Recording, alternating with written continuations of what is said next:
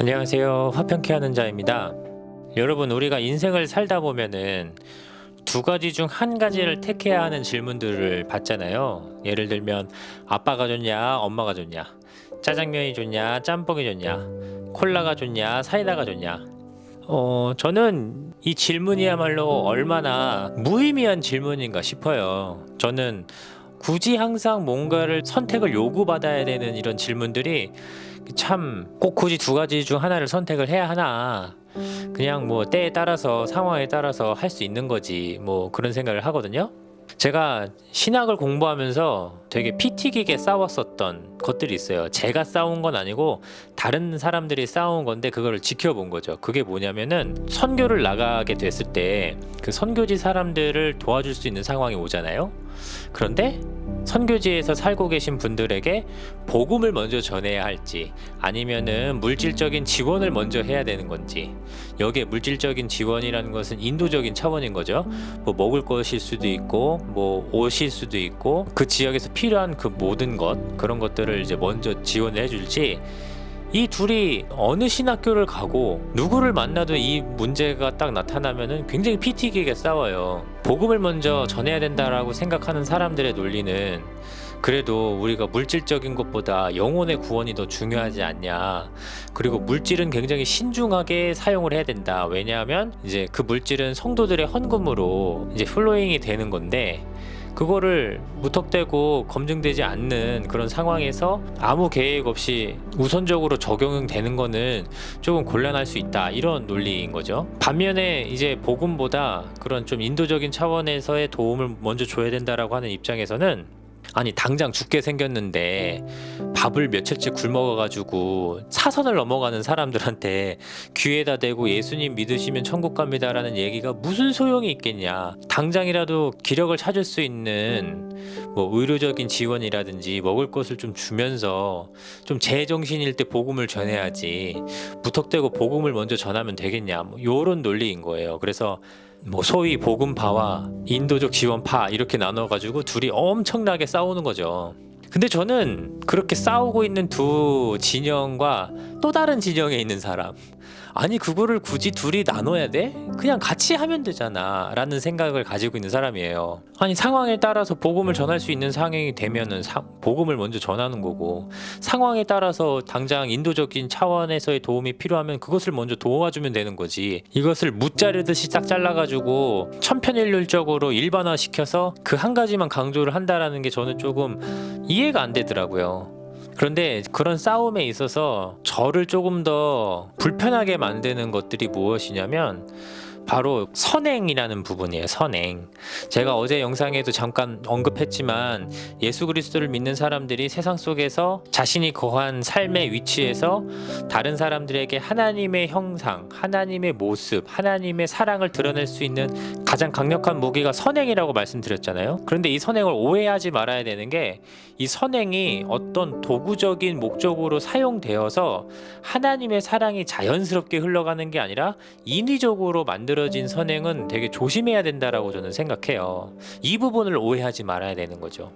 근데 선교를 나가게 되면은 이런 선행들, 앞서 말씀드렸던 어떤 인도적 차원의 도움들을 하나의 도구화를 시켜서, 너네들이 예수님을 믿으면 우리가 이러한 도움을 줄 거야 라는 조건을 붙이면서 복음을 전한다라는 거예요. 그러니까 저는 그게 뭐 복음을 먼저 전한다, 좀 인도적 차원을 먼저 한다, 이런 걸 떠나서 하나님의 사랑을 잘 드러낼 수 있는 이 선행을 하나의 도구화로 시켜버림으로써 그 선행에 담긴 하나님의 사랑을 굉장히 왜곡시켜 보이는 게 되게 불편한 거예요. 자, 여러분 한번 보세요. 성경에서 예수님께서 복음을 전하러 다니실 때 많은 사람들을 고쳐주시고 먹을 것을 주셨고 그들에게 필요한 어떤 무언가를 도와주셨어요. 그런데 그렇게 예수님께서 사람들을 도우실 때, 너네들 내가 이제부터 너의 병을 고쳐주겠어, 내가 너에게 먹을 것을 주겠어, 내가 너에게 필요한 것을 주겠어 라고 말씀하시면서, 이러한 것들의 도움을 받기 위해서 내가 전하는 복음을 너네들이 믿어야 내가 너희들에게 이러한 도움을 줄 거야 라고 단서를 붙인 적이 없으시다는 거예요. 예수님께서 그들을 도와주셨던 사랑은 정말 마음 가운데에서 올라나오는 진심의 사랑, 궁유람으로부터 시작된 사랑인데 그게 너무나도 자연스럽게 그런 사랑에 흘러가게 되는 거죠. 그런데 어느 순간부터 우리가 복음을 전하고 선교를 할 때 선교 대상자들에게 너네들이 예수님을 믿으면 내가 이러한 도움을 줄 거야 라는 식으로 우리가 선교를 하고 있는 모습이 보이는 거죠. 제가 왜 이 부분을 굉장히 중요하게 생각하냐면은 하나님의 사랑, 하나님의 그 사랑으로 출발된 구원은 조건 없는 사랑과 구원이잖아요. 그런데 우리가 복음을 전할 때 그 조건을 달고 전한다는 거죠. 그렇기 때문에 우리가 예수님의 사랑을 이야기할 때 조건 없는 사랑이 조건 있는 사랑으로 변질되니까 예수님의 사랑이 뭔가 혼탁해지는 거죠. 예수님께서 우리에게 보여주신 그 십자가의 사랑은 먼저 너네들이 나를 믿어야 돼. 너네들이 믿으면 내가 너네들을 위해서 십자가에 달려서 죽을 거야. 너네들의 죄를 용서해 줄 거야.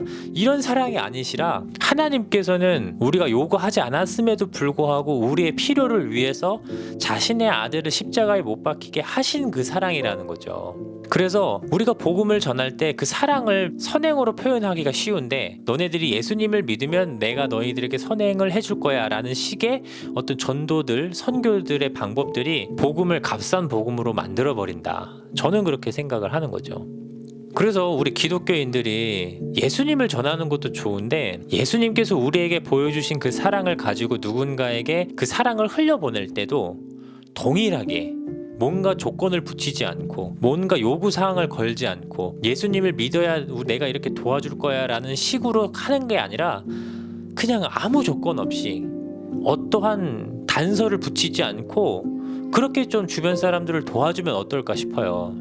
그렇게 이해되지 않는 사랑을 보여주고 실천을 해야 그래야 궁금해할 거 아니에요. 왜 저 사람은 나에게 상식적이지 않는 이해되지 않는 저런 행동들을 왜 나한테 잘해주는 건가? 그런 행동을 하는 건가? 우리도 마찬가지잖아요. 왜 하나님께서 나를 이렇게 사랑하시는가?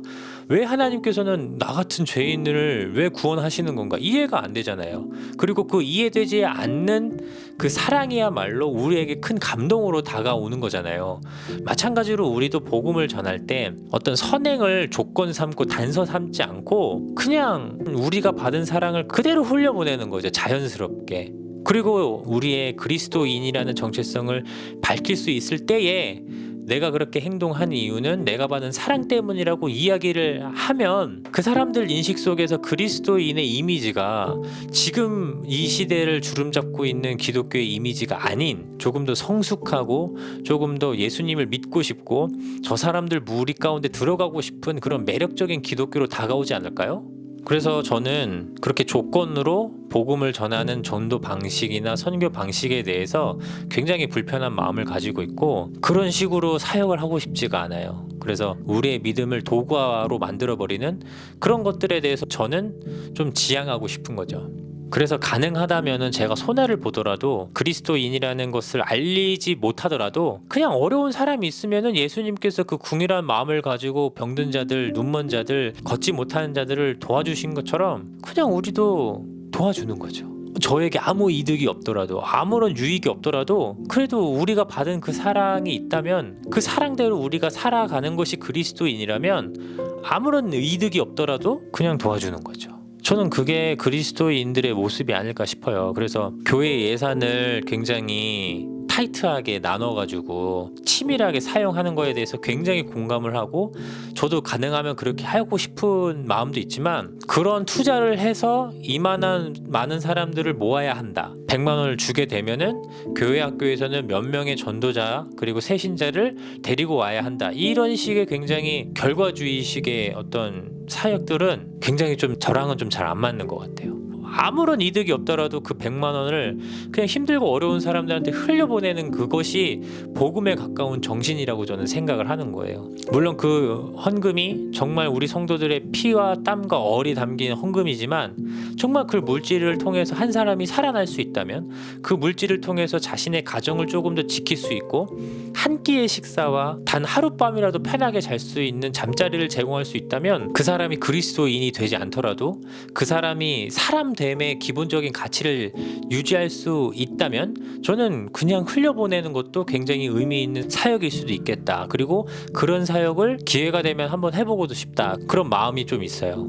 모르겠어요. 제가 아직도 조금 신학생의 때를 아직 벗지 못하고 굉장히 이상적인 생각을 가지고 있는 그런 사람일 수도 있는데, 저희 담임 목사님 박광리 목사님께서 하신 말씀 중에 하나가 이럴 때 아니면 언제 그런 꿈이라도 꿔보겠냐, 개척교회 할 때만 할 수 있는 그런 꿈이 있지 않겠냐.